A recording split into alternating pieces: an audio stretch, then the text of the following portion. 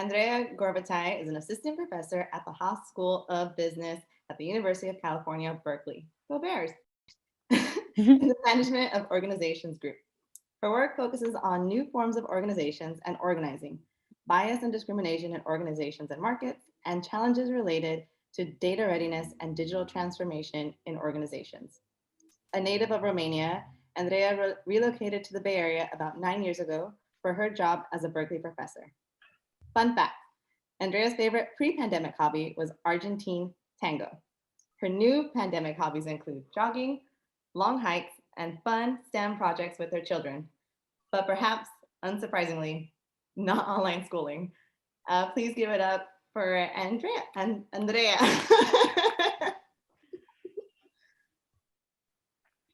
Thank you. Thank you for the introduction. I couldn't have said it better myself. So I corresponded a little bit with Brandy, but I didn't quite know where to get started. And I was thinking that my most comfortable environment, being a professor and having been a consultant in a previous life, is PowerPoints, just because that's how I storyboard my talks, and I know where I'm going. But at the same time, I was thinking that you all are probably coming from various work day projects and multiple Zoom and Teams meetings that are happening online. So I kind of started with, I put together PowerPoints, but then I thought I would preface it by saying, here are some things I could cover today. Here are some things we could focus on. And I have some slides, but we could also have some more face-to-face conversation and sort of more active participation, more active engagement, in order to keep everyone interested and sort of everyone engaged. So I'll switch to screen sharing right now, and you'll get to see something else in my face. Challenges and opportunities in remote work and virtual organizing. And I ordinarily do, executive education workshops. I teach classes on various subsets of these things, where I engage with my students in sort of discussions about their experiences with these topics. We do case studies, we do experiential exercises where we role play various situations. But for the purposes of doing a presentation, I thought that I would kind of give you a flavor of things we've been thinking about in academia over the past year as the pandemic happened, and the various trends that have been accelerating as well, just because I think the idea of remote work, the idea of around long before the pandemic happened, but a lot of organizations and individuals have been thrown into remote work, 100% remote work overnight as the world shut down last year. So to tell you a little bit more about myself, I like a very image-based approach, just because a picture is worth a thousand words. I started in mathematics. I did a lot of mathematics initially in my career, and it was all very abstract. It was very neat and clean and organized, but it didn't quite tie into what's happening in the real world. So I migrated to economics, because economics have models about how people behave. And it turns out that people don't really behave like economic models very often. So I have ended up sliding into more deeply into social sciences and doing a master's in sociology and a PhD in organizational behavior. I spent a fair amount of time on the East Coast. I was at Dartmouth for undergrad, and then at Harvard for my master's and PhD. So I was in the sort of New England area for a few years. I did some consulting in between undergrad and grad school, and then I relocated to the West Coast. And I'm never gonna go back to the East Coast and to the cold weather. I'm sold on California. So that's kind of where my background is. So this comes in very handy, as the phenomena that I'm interested in generally have to do with high-tech environments, the role of technology in how people coordinate, how people organize, how organizations work. So understanding, engineering, computer science, understanding where people come from when they come from the STEM domain, I think it's been very helpful. So at Haas, for example, a lot of my students are are in the tech industry, and they come to the class with sometimes with the idea that soft skills are not necessarily something that's interest to them or quantifiable, but sometimes also with the newly found awareness that when you are very good technologically and you become promoted to a managerial position, people will not be convinced by your tech skills and aptitudes when it comes to getting work done. So it's been a very interesting and fruitful interaction, I would say, to have that background in technology and sort of be conversant and engaged in social science research. So what are some topics that are in scope, could be in scope for today? Most certainly we're not going to get to all of them, but I think there are interesting things happening in terms of digitization and digital transformation challenges, and how organizations are becoming increasingly more, tasks are becoming more automated, organizations are becoming increasingly more informed and sometimes even driven by machine learning, AI, decision-making processes. So I think that's a phenomenon that's accelerated over the past year as we've all been living and working online. Remote work and working from home, that's kind of what I scoped out as the main topic of discussion for today, but there's certainly room for branching out from there. Not only remote work and working from home as a challenge for individuals, but remote organizing and organizations. How do we organize an organization and put it together and get work done in a virtual setting? Thinking about diversity, inclusion, and the deepening inequalities that this pandemic has highlighted and accelerated. I think that's a very interesting and important problem to solve. And perhaps related to this point, thinking about how we can contribute to making the new normal post-pandemic a better world for individuals, for organizations, and for society together. And I think this, from what I've heard today, this speaks to the Rotary mission of engaging in pro-social activities and improving society. So that's kind of what I had. I started by looking at some statistics, just how many people have been working from home in the past year. This particular survey that I found, so I've heard numbers between 60% of the workforce and 80%. I think 80% is a little bit, this is a sample, a representative sample of workers that this survey has used, but I think this is sort of more heavily skewed towards white collar workers. So 80% of people in the survey were working from home, so a very large percentage of people. Other statistics I looked up were saying that 42% of, so 62% of the people working, but 42% of like work age adults were working from home. Last summer, 26% were working a mix of in-person and remotely, and 33% of people were not working during the pandemic. So there's definitely been different ways you can slice and dice the data, but long story short, a lot of people have moved to working remotely during the pandemic. And as we've seen many images on the recent New York Times coverage of what working from home has looked like, the expectation is this very polished image of people have their computer set up and perfect sunlight and have their electronics and their environment be all clean and neat and nice and pleasant. The reality of it is different family members in different corners of the house trying to speak, but not all at the same time, because you're muting and unmuting yourself, and there's a coffee grinder in the background and dogs and a lot of other events that are happening in parallel, right? We've seen images of mothers hiding in closets and laundry rooms with the different setups. So it's definitely been a much more complicated reality than the clean technological promise of it. So this also relates to the idea of pandemic responses in terms of digitalization and digital transformation, whereby by digitalization we refer to how much the content of jobs has become automated or has become either taken over by computers or increasing interfacing with computers. So how much computer skill you need to do your job and how much are you interfacing with computers and cell phones and all this in terms of your everyday task activities.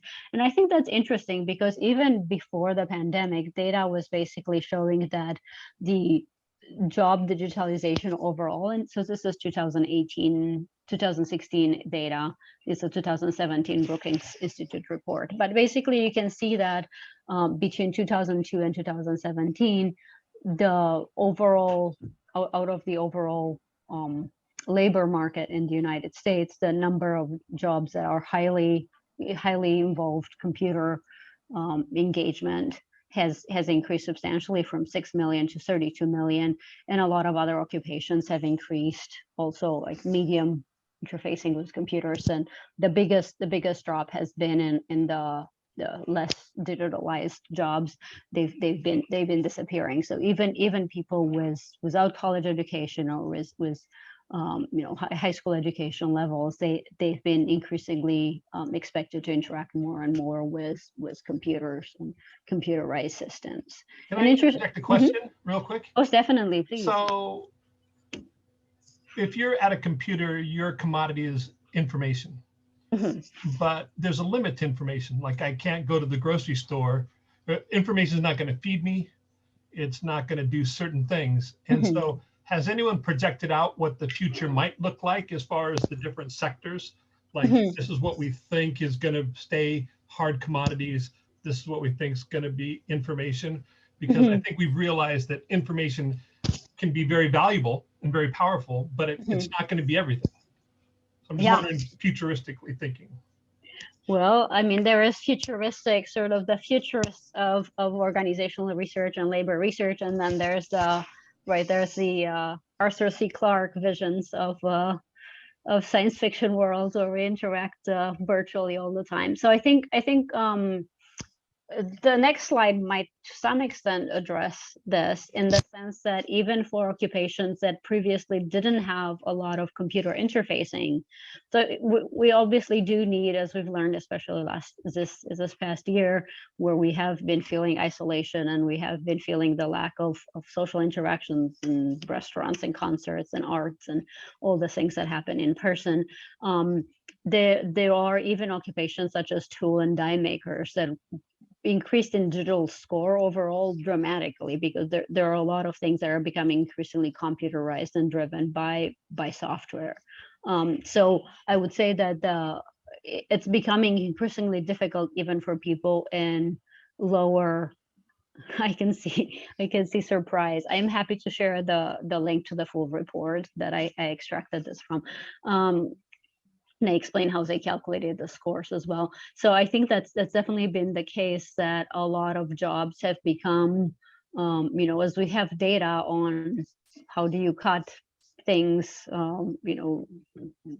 you cut things, you cut wood, you cut metal, whatever it is that you're working on. How do you build things in construction?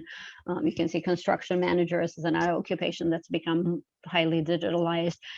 There's been an increase in tools that assist our decision making. So algorithms, recommendations based on data sets that we have, recommendations based on abstract, calculations and modeling, in having simulations that are done in the digital space. So a lot of occupations have been moving towards increased use of digitalization. I was talking with one of my former colleagues from my PhD program on Monday about how the overall the whole field of HR, starting from Google about, I think, 7-8 years back, but even right now, even the smaller companies has been moving from what was previously the field of HR, where you reserve the resumes and fit people's profiles with the job description, and then recommended them for being interviewed by the managers. It's been an increasing shift towards what's referred as people analytics, which is essentially data crunching, machine learning models for understanding, both the hiring pipeline and finding the best hires, and also for managing personnel and managing promotions, managing benefits and all this. So it's been increasingly affected by digitalization, I would say. Hopefully that does that address your question? Oh, I had a question about, I just read that there's a movement back to brick and mortar bookstores away from that there's a max on what people want to do when reading Kindle. So I wondered, oh, what kind of reaction there is to that in different industries where actual interaction is missed a lot. Yeah. Yeah, I mean, I think part of it is you know, there's a fashion of, you know, are books in fashion, or are electronics in fashion? So it's not always driven by, we're talking about vinyl earlier, right? So sometimes it's maybe the quality of consuming books is different than consuming, you know, books on Kindle, consuming paper books. I certainly have a nostalgia for having books. I own a lot of books. And there is something to be special about having, you know, having the bookmarks and having the you know, going through the pages and having the smell of the book. But there's also, you know, there's, for people who travel a lot, for people who live in small places, I think there's a convenience aspect of having a Kindle that's on your fingertips, right? And you could have it easily in a bag. It's very portable. So I think there are always, in the past, I think in different industries, this has been a subject of research in my field. In different industries, there have been trends towards authenticity, or, you know, making authenticity as a value for what's being rewarded. So, you know, there was microbreweries a couple of decades ago were a big thing. You know, having small bookstores, small coffee shops, things like that. There's a certain appeal to them, but I don't know to what extent that counteracts the overall, I would say, the overall trend, the overall change at macro levels. And there's certainly, you know, there are generations of you know, I wouldn't call them children, young adults who are very fluent and very accustomed to having tablets and reading things and having audiobooks, and just not you know, interfacing with you know, pen and paper. To that point, can I ask, to that point, in this data set, the years kind of concern me in that there's two major, at least that I can think of, technological epochs that happened. One being cell phones, the other being cloud computing, that would affect all of these industries. So presumably some percentage of the workers in these industries would be themselves driving the changes, right? You know, it's not like they come to the office one day and suddenly everything's on a computer and I don't know how to do it. Presumably those changes, like in the case of lawyers specifically, the law hasn't changed that much, but the means by which to engage in the law has changed a lot for their own convenience. So they go, oh man, we got to get on these computers and laptops and remote working because it's so much better than coming in here and doing it on a word processor. So is there a percentage for how many people are left behind by a change being motivated by some percentage of workers in a given workforce who are then sort of pushing off to the side of people who didn't want that change or can't cope with that change? That's a very interesting question, and I think it would depend by industry. In the case of law, I'm all like the most I know about law is from cases that I've been teaching. So I have one particular case that I teach in some of my classes, that is a case that looks at networking in, you know, in the legal profession for generating business. And I think in a profession like that, and potentially also with doctors, I think the way doctors, like a primary care physician, will recommend people that they went to school with, they will recommend people that they've recommended other patients to.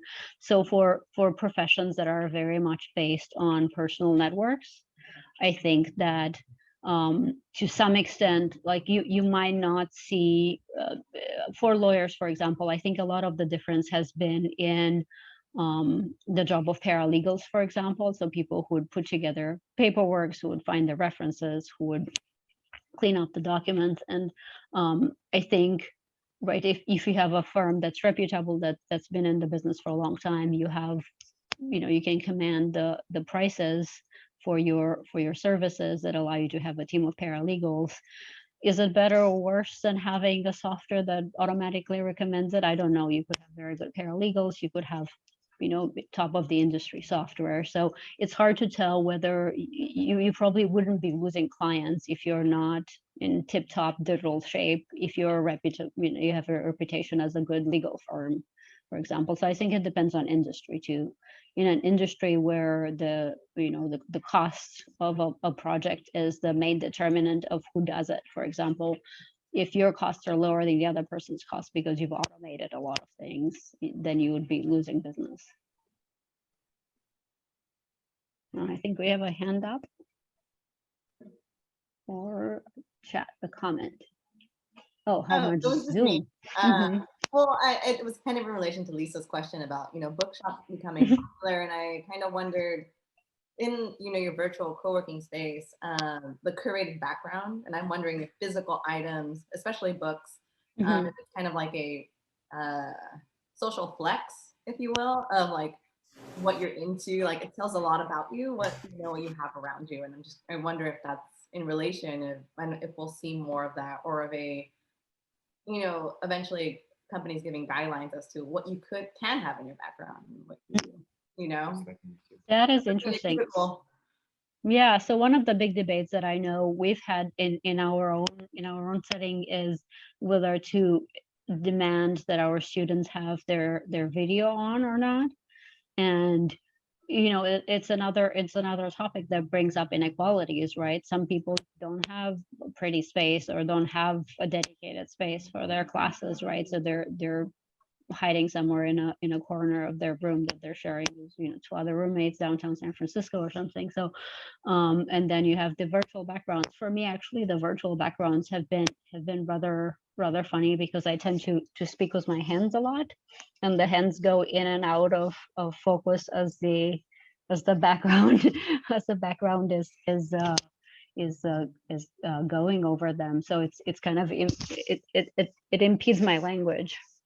Impedes my verbal communication, because I can't use my hands very well. So yeah, that should be said. I don't know of organizations mandating that people have particular backgrounds. I think sometimes there's one of the many slides I had put as a note for today was, I think to some extent to a large extent, the pandemic is altering some of the norms, and we're creating new norms. What are the norms? Are we chatting before the meeting? Like, are we just jumping into business and ending on time? Like, all of those are norms that we establish in the virtual context. And it's possible that at organization level or even at team level, right, you would have a norm where people always keep their Zoom on, or people always.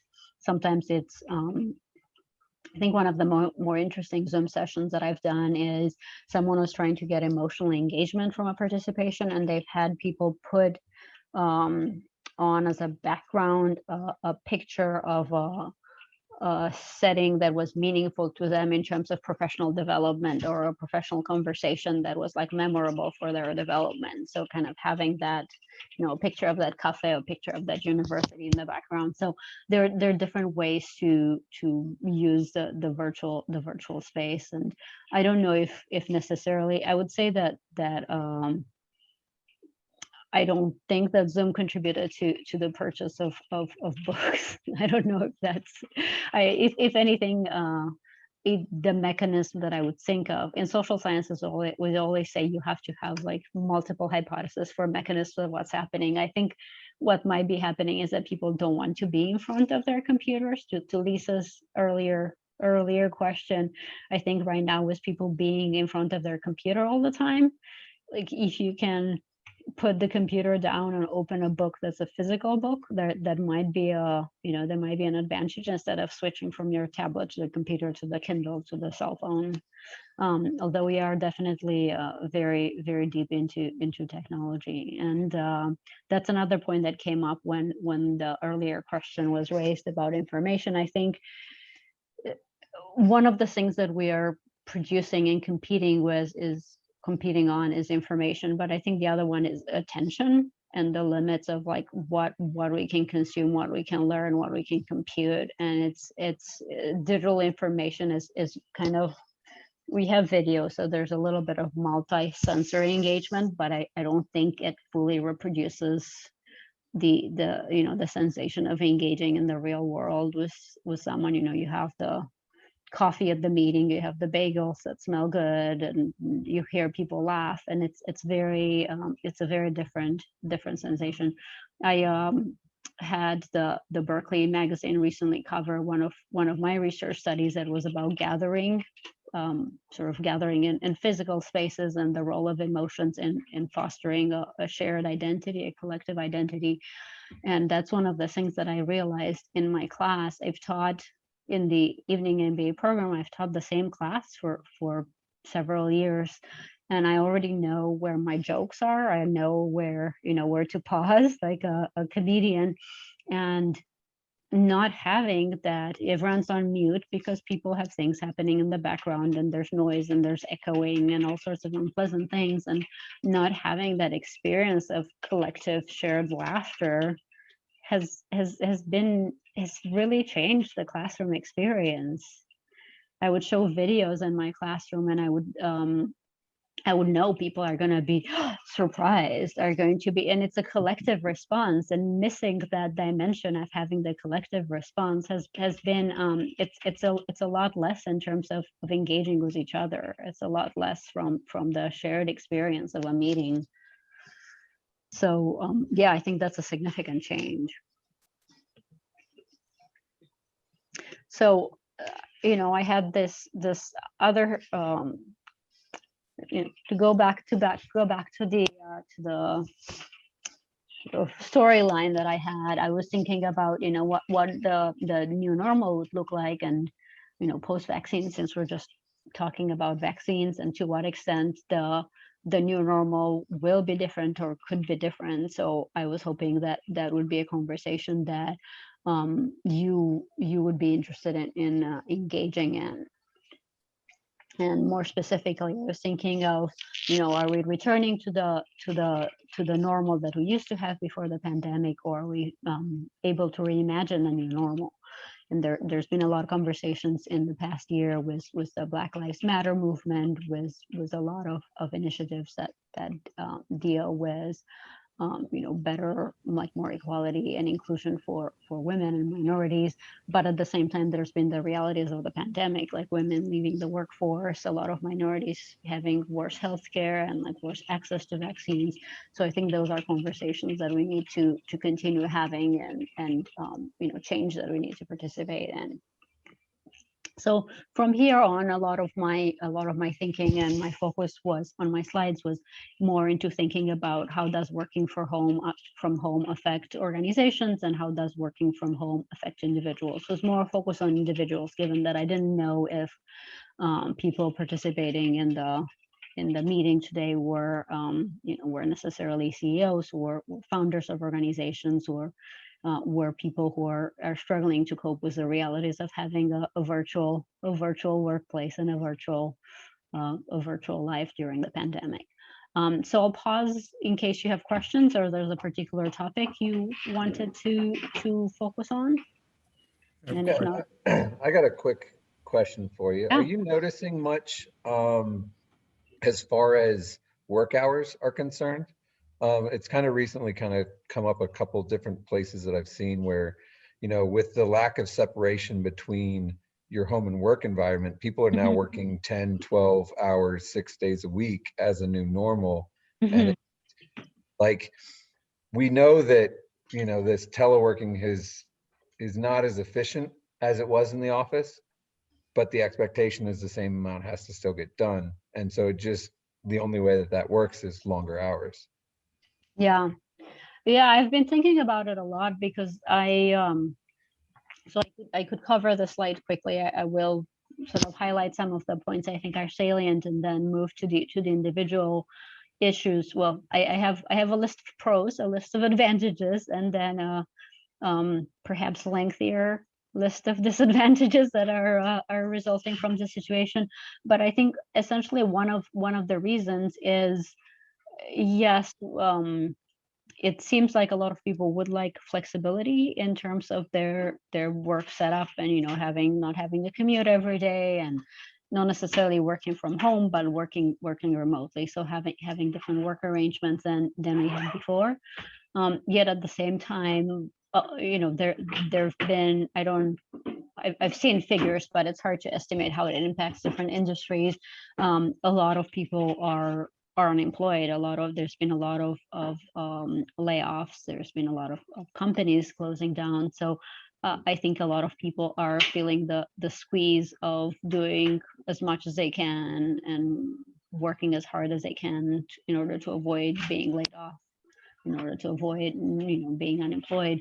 So it's a trade-off, because in some ways it does seem like now you have more flexibility. Now you could be working from Aruba, you could be working from wherever you'd like to be, but at the same time there's more pressure. And I think it's inevitable that organizations will, some organizations at least, will try to maximize the output that they can get from these scenarios without necessarily considering risk for burnout, for example. Even in fields that you would think, it's white collar workers, as high tech workers, people who are, I have a lot of friends who are in data science fields, data analytic fields, and a lot of the companies such as Lyft and Uber have had layoffs, have had cut staff, and it's hard to hold on to a job. So I think there's definitely a risk for people having burnout. In terms of benefits for organizations, I think like one of the benefits is having just lower real estate costs, not having these massive offices, and benefits in general, right? So a lot of my friends in the tech industry used to have meals and a game room and events and tickets for concerts and a lot of other benefits that came as part of their job. Corporations can have access to talent across the world, so they could have people 24/7 to the extent that they're around the world. They could have people in other geographies. Also, if you think of organizations based in the Bay Area, right, you could have more affordable talents, just because pretty much anywhere else, except maybe New York City, you would be paying more for the same talent, while companies in less advantaged areas might actually lose talent right now, because talent will work remotely even if they choose not to relocate. You have to some extent, I haven't seen this as much as I was expecting to see, and that's good. But I do think there's a temptation of quantifying the supervision, right? So seeing how much time people spend online. I know, sometimes you'd be like, well, let's see if people are on Slack, let's see if they respond to the emails. But I think right now, with everyone being expected to be online all the time, you could have more supervision of what they do. You might have one concern that I have, and that kind of ties into your question, Dan, because I think it's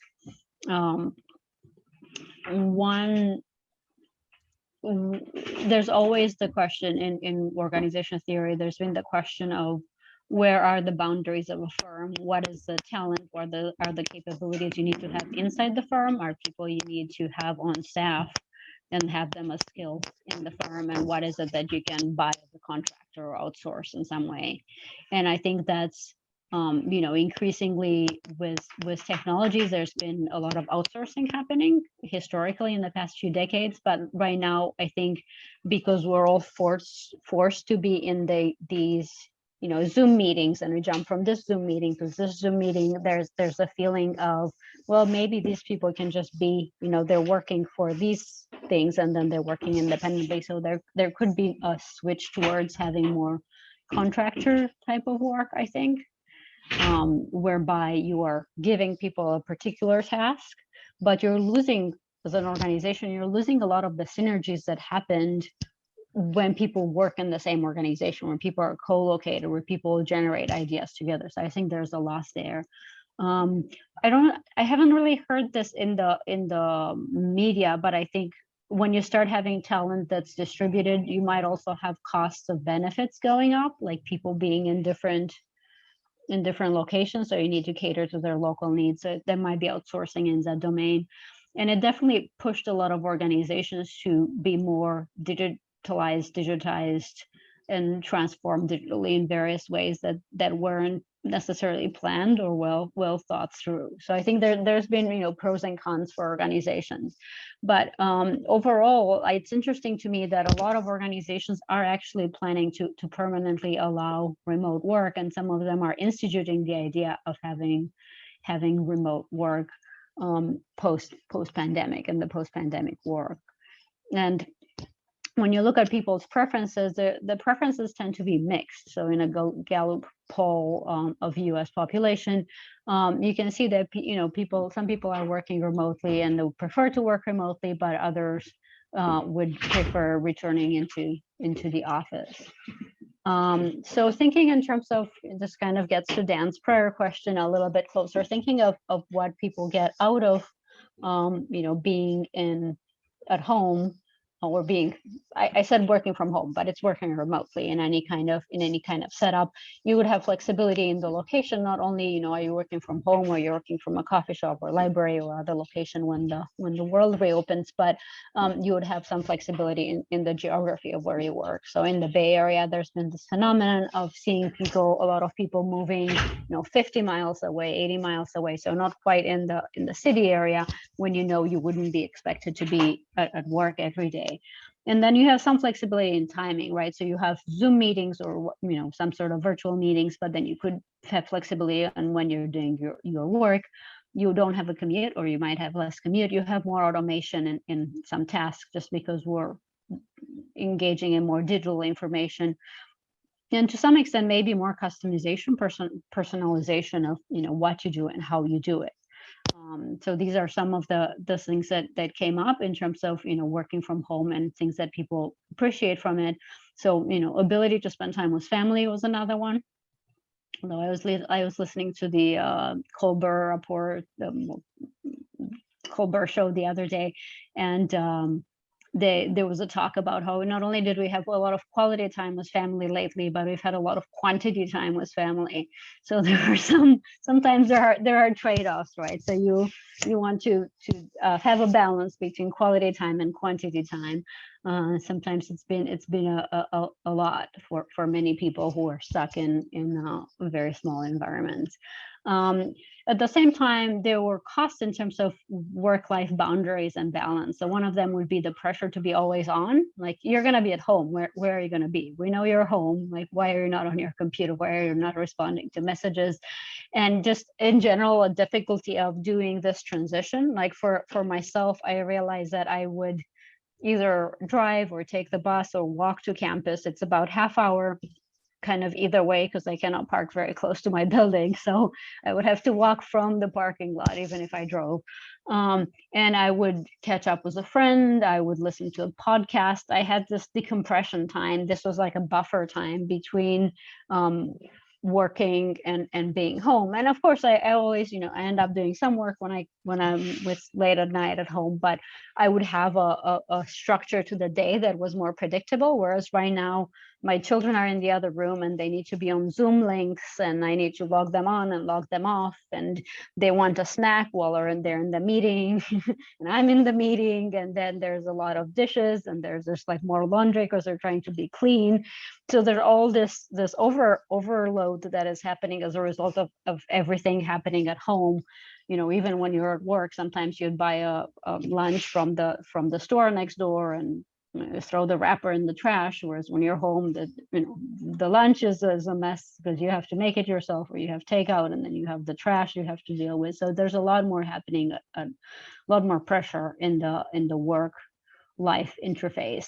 To the extent that we're going to go to a hybrid model, and it looks like some organizations might, we're going to have a sort of a caste system, a two-tier system, whereby some people are interfacing in person and they're having these water cooler conversations, and they're engaged with each other, and they learn about opportunities, and they receive mentoring, and they have these experience that's very different from, let's see if this link works. We're going to log at 2 p.m. and we're going to do this call from 2 to 3, and I can't hear you very well, so I'm going to turn off the video. So you're missing a lot to the extent that you're virtual and a lot of other people are not. And I'm afraid that this will create a two-tier system in terms of how employees are seen, in terms of their contributions, in terms of how they're promoted.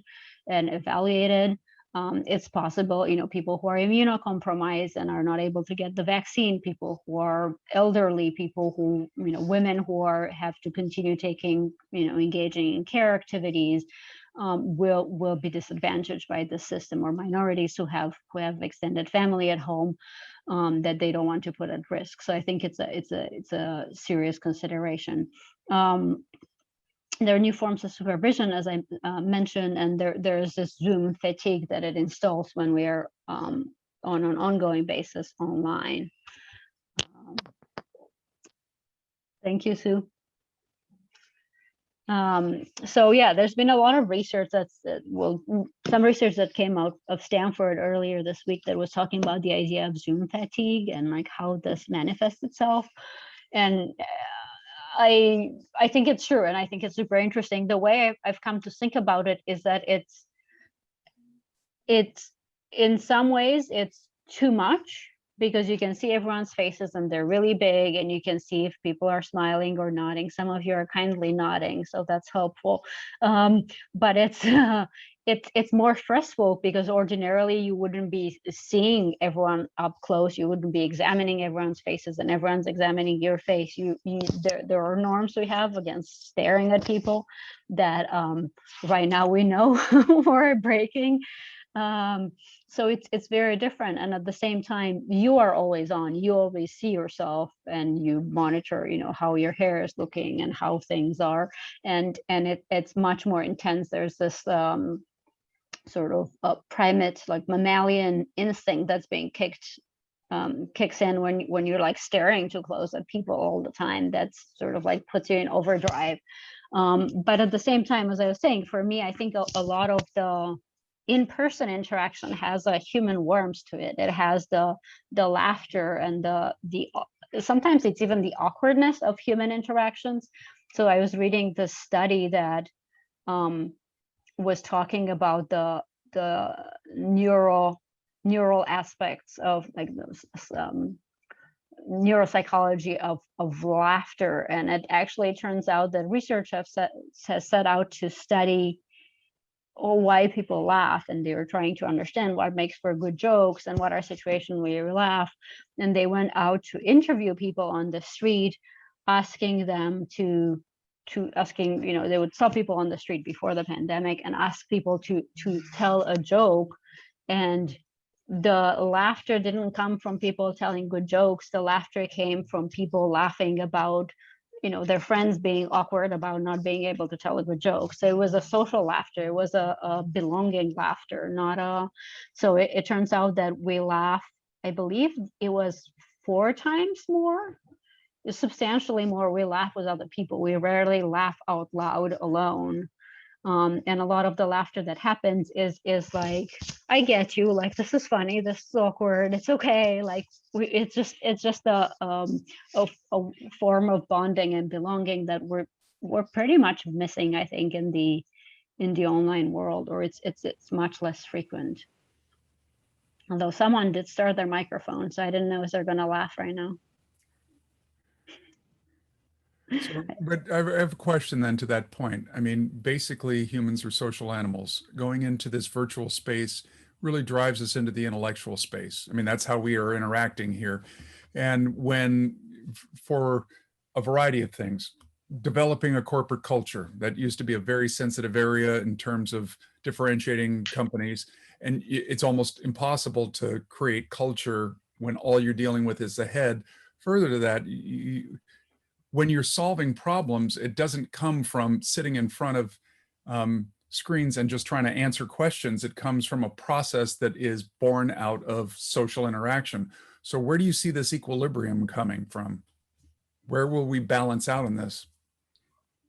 Yeah, I don't know how it will turn out. I would like to think that the solution, and I've actually heard this discussed in several large companies, will ultimately be a mix of, we're going to have days when we are home and we get our work done, and we're going to have days when we come together, like 2 days a week or something, when we come into the office, and we're going to have this collective experience of having a shared culture, having innovation and creativity happen. I think a lot of it is also, it's very obviously we are trained to think abstractly. We work with with spreadsheets and PowerPoints and data sets, but there's a physical aspect, to Lisa's earlier point about the books. There's a physical aspect of having sticky notes that you shuffle around, having like a box that represents like this region and a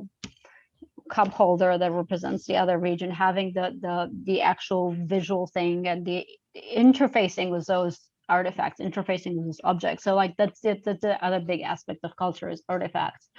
So I've actually been surprised that there's been some talk, but not as much talk and consideration of how much culture we lose in having purely virtual interactions, because I think a lot of culture, a lot of different pillars of culture happen in interpersonal sort of informal interactions and in the overall office environment. So one example that I give to my students when we talk, and this was actually my first lecture this past year, it was my first virtual lecture, it was this lecture on culture. As Brad knows, we have these wonderful principles that he introduced us to. And in my first lecture, I talk about, how culture shows up in different organizations. I'll show my students some videos. Like I had a video from Zappos where Tony Hsieh explained how he thinks of culture at Zappos, and we had images of the Zappos office. And then I would ask the students, where do you see the defining principles on campus? And I caught myself, I had the lecture and I was ready, and I said, what are like places where you've seen the defining principles on the Berkeley campus? And then I realized my students had never been on the Berkeley campus because it was all virtual. It started by being virtual, right? It was their first class in the evening MBA program. And we literally have on the Haas campus, we have these 4 defining principles, and they are engraved in some of the stones in the courtyard. There are panels if you go through the building, there are panels with, speakers and alumni and professors who are exemplifying these principles. You see them on banners, you see them on logos, you see them everywhere where you go in the campus. And this is part of the culture. They're artifacts, right? So I tell my students, when you see there are offices, you're interviewing for a professor job, for example, and you see everyone's office door is closed, people are not in the office, that tells you something about the culture there, right? When you're asking people about, you're interviewing for an organization, you're asking them about their colleagues and they don't know anything about their colleagues, that tells you something about the organization. When you see, there are ping pong tables and I don't know, some sort of other like foosball thing that tells you something about the organization. Sometimes you might see that they're used, sometimes you might see that they're not. I had a very good friend who was a programmer, and he was telling me how he would pick startups during the early 2000s after the dot-com boom and bust. And he was saying that he would look to see if startups had like a rest area, if they had beds or like little cots for people to rest. And he said, if they didn't have any, it wasn't a good sign. But if they had too many, it meant people live there and like they never go home. So you kind of want to have a balance where they're encouraging you to like take a break and regroup, but not expecting you to live there. So he had an estimate of what was the right number of cots when you see people, and you see people resting there. So I think all of these are artifacts that we're missing right now. And then you have the stories. You have the stories of, oh, did you hear so-and-so got promoted because of taking a chance, taking a risk? And you don't have those stories, right? You'll have email announcements about, oh, someone got a best teaching award, someone got a something award, best employee of the month, but you don't have the lore that's being propagated. You don't have the myths that are being propagating the same way in an online environment. So I think there are a lot of costs in that regard. And there's a cost of here that's there's a cost of loneliness and like not being able to feel connected to your colleagues. But to me, I think the biggest issue was for organizations, not just for individuals, the biggest issue is not having, losing the culture. Is that, to the extent that prior to the pandemic, or prior to going offline, the organization had a strong culture. I always tell this to my students: when you have a strong culture, when it's clear we prioritize X over Y, we prioritize safety over, being on time, delivering on time. You don't need to ask your boss. You don't need to wait for an approval. You don't need to argue with someone on the team about, are we doing safety first, or are you doing, delivering on time because it's our deadline? Like, everyone knows you can coordinate very easily. Like, we know that's the thing that comes first. That's the thing that goes second. You know what your priorities are. And I think when you're losing that in an organization, there's just a lot more work. There's a lot more conflict. So I think that's a huge issue we're going to have to deal with. Andrea? Mm-hmm. We're a little past 7, so I know you have a couple more slides. Would it be okay if we can move on to your final thoughts so that we can open? Yeah, so a lot of them were basically, so I had this, I think we touched on some of the points.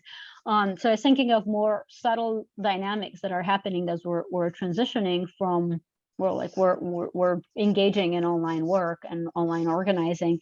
So one of them is in motivation, in terms of thinking of employee motivation and motivation in the workplace. There is this model from Harvard's former dean, Nitin Noria, that's referred to as the ABCD model, whereas A means acquire. We all have the drive to acquire, be promoted, get rewards.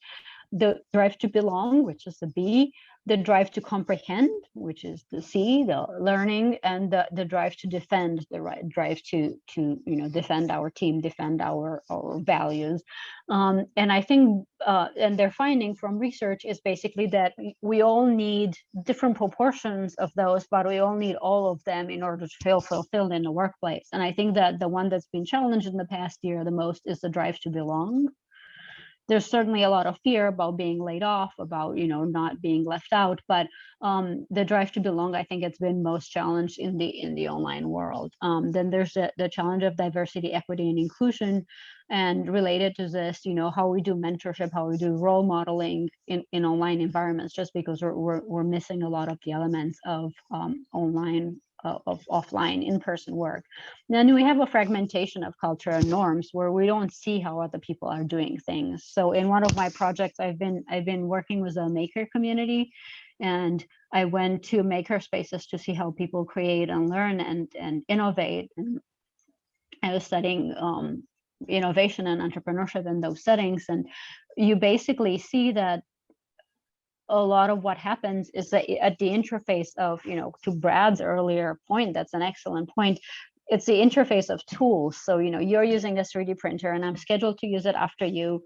So to some extent, it's also in my best interest to make sure that that tool doesn't break, you get your job done fast. So it's like, oh, let me show you. I can, you can watch me how I'm doing this 3D printing.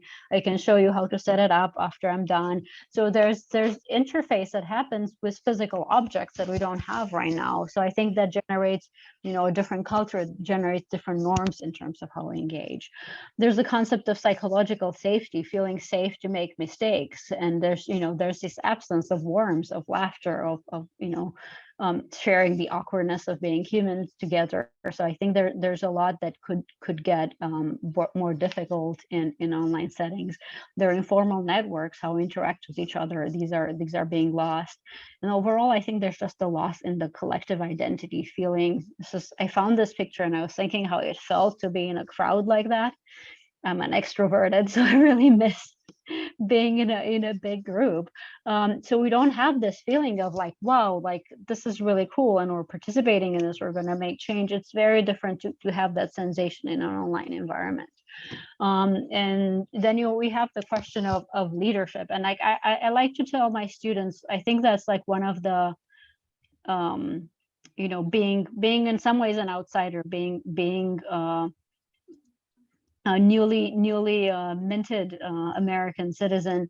One thing that's always irked me was the how are you. That's always like a very formal greeting where you're supposed to say good, like good, yeah, everything's good. It's just like when I moved to the US, I've attempted to explain to people how I am when they ask me, and it wasn't well received. And I thought it was actually welcome that in the past year, when people ask, how are you, you can say like, you know, stuff is happening. Like there's a lot that's happening. It's not always great. Like there's pluses and minuses, but you can actually have meaningful conversations with people, even in a professional context where it's acceptable to say, today wasn't a great day, but you know, there are things I'm grateful for. So I think having that empathy where it's not necessarily a blind optimism of, oh, you know, we're all great and we're all the best and everything is perfect, but actually being able to, you know, be grateful, but be real with each other has been a welcome change. So that's kind of the final thoughts I had. It's just kind of putting these building blocks together, and you know, I'd be happy to talk with you all more, any of those points if you're interested. Thank you.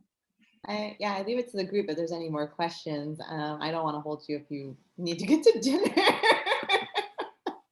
And also welcome Carol to the meeting. It's good to see you. Oh, hi. She popped in like right when you started, so it was like good timing. And Very nice. who's Hi. your guest, Carol? Feel free to unmute and say hello. It's very nice to see you. I had one question, if you don't mind.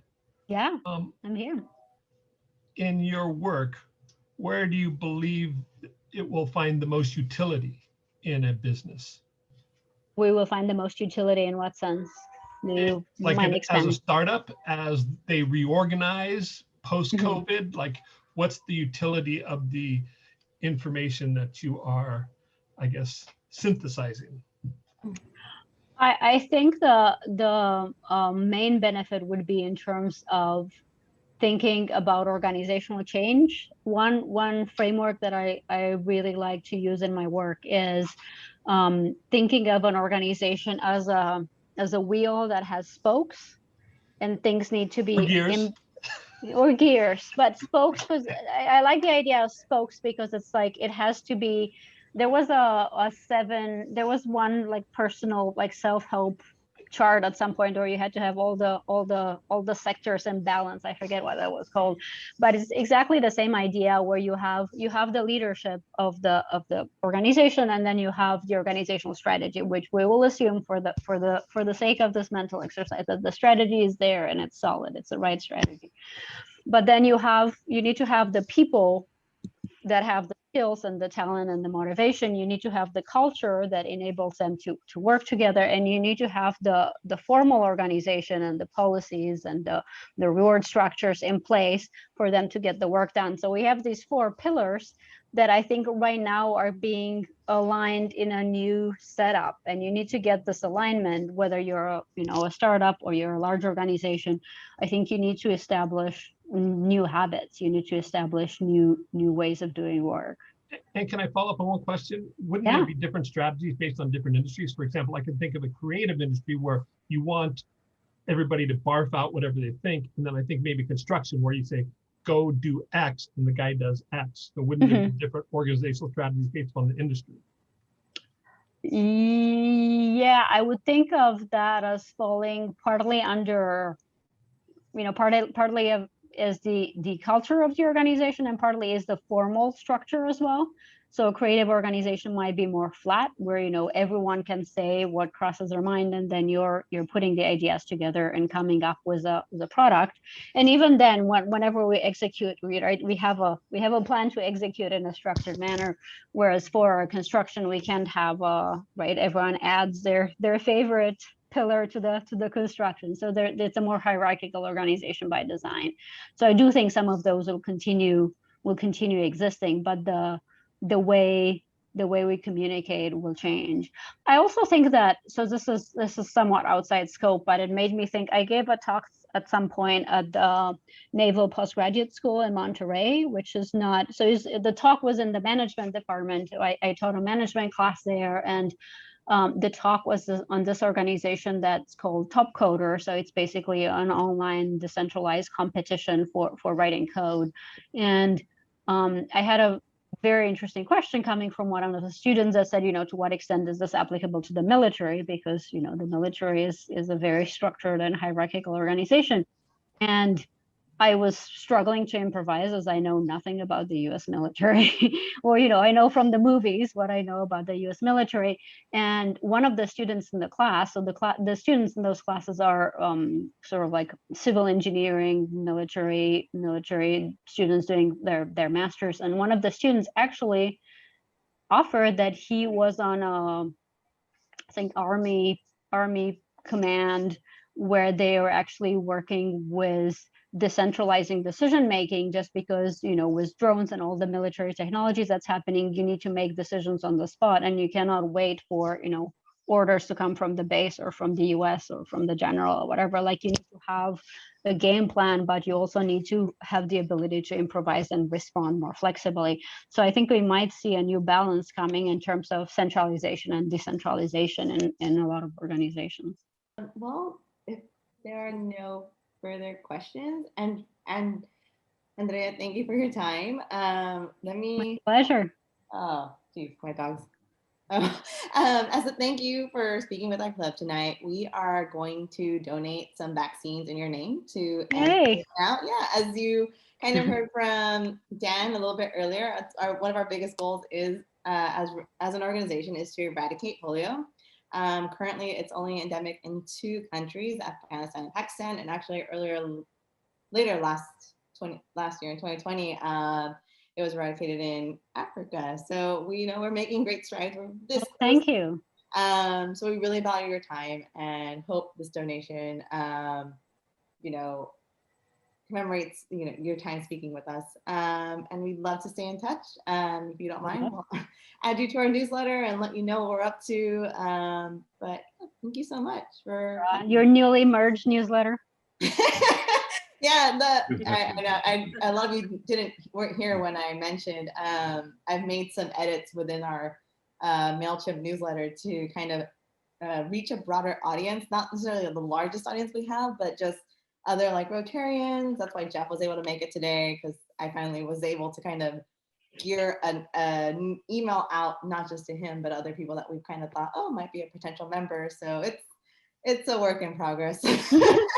So to end on an uplifting note, I would like to offer that there are benefits to being able to connect with people who are all over the world in ways we didn't necessarily take the time to do before.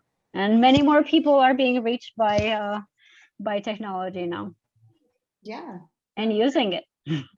Yeah, we've been lucky to have a couple of international guests, thanks to the connections our group has. So it's nice to like really be connected, that way. That's wonderful. Yeah. Thank you for having me.